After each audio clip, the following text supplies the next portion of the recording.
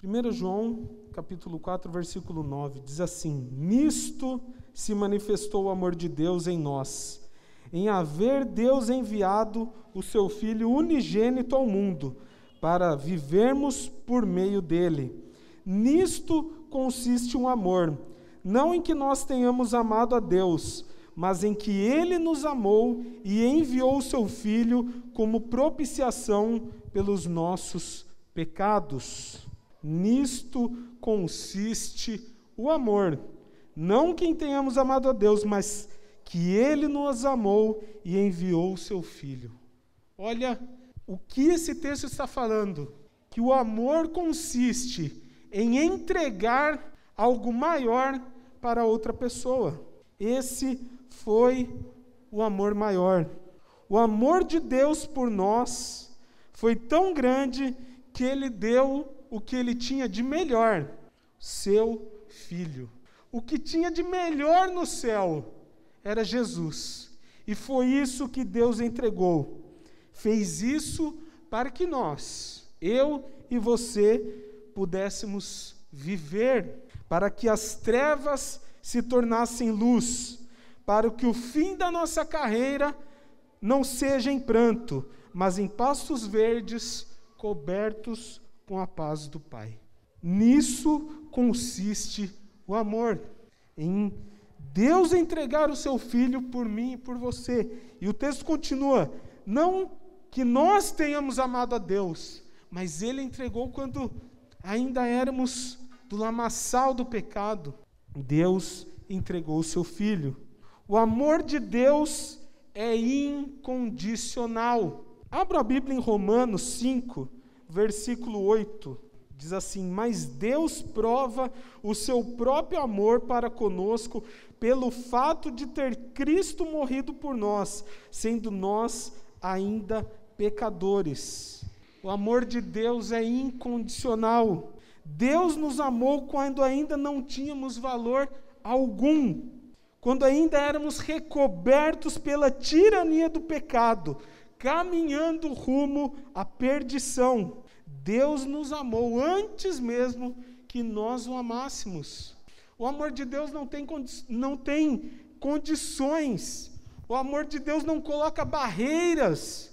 O amor de Deus não coloca, olha, eu gosto tanto dele, ele não gosta de mim, então, se lasque aí. Não. Esse texto fala que ele prova do seu próprio amor, que pelo fato de ter Cristo morrido por nós, quando ainda éramos pecadores, ainda éramos inimigos de Deus, o pecado ainda fazia parte da nossa vida, e Deus mesmo assim já nos amava.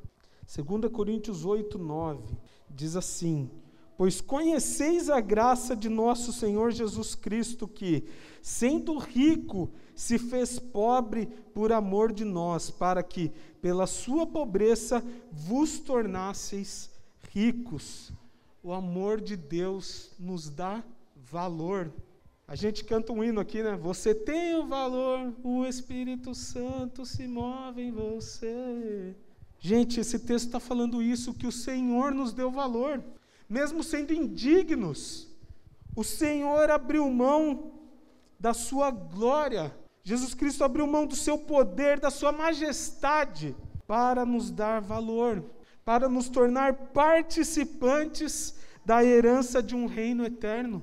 Ele fez isso antes mesmo de você o conhecer. Ele fez isso quando você ainda era inimigo dele. Ele fez isso quando você muitas vezes blasfemava contra ele. Quando você dizia que nem acreditava em Deus. Deus já te amava. Deus já esperava por você. Deus entregou o seu Filho pensando em mim e em você. Ele fez isso porque, se não fosse isso, o nosso caminho era a perdição eterna. Era o inferno, era a condenação. Por nós mesmos jamais conseguiríamos alcançar a salvação. Mas Deus se destituiu da sua glória, do seu poder, da sua majestade, e veio aqui para morrer por mim e por você. Ele morreu para nos dar valor. O amor de Deus nos tornou dignos, mesmo nós sendo desprezíveis. O amor de Deus nos fez nos faz avançar em direção à vitória, mesmo sem forças para prosseguir. O amor de Deus é incansável, mesmo quando nós estamos esgotados e cansados. O amor de Deus não tem barreiras, mesmo quando nós tentamos impor condições para adorá-lo. O amor de Deus nos faz conhecer o bem e a graça, mesmo que tenhamos nascido em pecado. É somente pelo amor de Deus que continuamos de pé. E como nós temos retribuído esse amor? Como você tem retribuído esse amor de Deus? Será que somos realmente gratos a Deus? Será que realmente temos entendido o tamanho do amor de Deus? Será que a gratidão impera em nosso coração ou temos reclamado a todo instante? Somos felizes e gratos por termos a salvação ou isso não é o suficiente?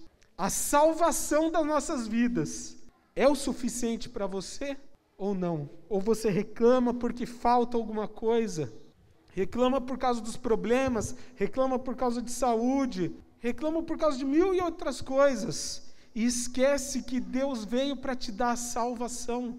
A palavra de Deus fala que nós somos peregrinos em terra estrangeira. Irmãos, não é aqui. Nosso objetivo não é aqui. E o Senhor morreu para que você chegasse no seu objetivo. Mas nós temos perdido o rumo. Temos perdido no meio do caminho o alvo. Será que a salvação da nossa vida, a salvação eterna, tem sido suficiente para você? Ou não? A salvação da nossa alma não é o suficiente para você. E você tem esquecido do amor de Deus. Esquece do que o Senhor fez por você. O texto base dessa palavra diz: nisto se manifestou o amor de Deus em nós, em haver Deus enviado o seu Filho unigênito ao mundo, para vivermos por meio dele. Cristo morreu para que nós pudéssemos viver. Irmãos, não há outra escolha, não há outro caminho. Temos que abrir mão da nossa vida para que Cristo possa reinar em nós. Não há outro caminho, não há outra escolha.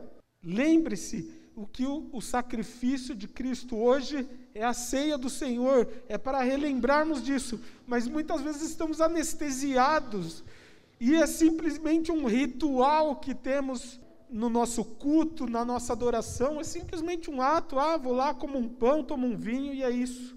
Irmãos, é muito além disso, vai além desse mundo, vai além da minha vida. É a salvação que está em jogo. Ontem eu estava falando para os jovens justamente sobre isso, sobre a salvação. Irmãos, muitos que estão na igreja não serão salvos. Não serão salvos, porque acham que o simples ato de estar aqui é o suficiente para salvá-lo. Não é, irmãos, não é. Se a salvação não tem sido suficiente para você, então você não poderá alcançá-la. Se a salvação não é aquilo que você mais almeja nessa vida, você não vai poder alcançá-la.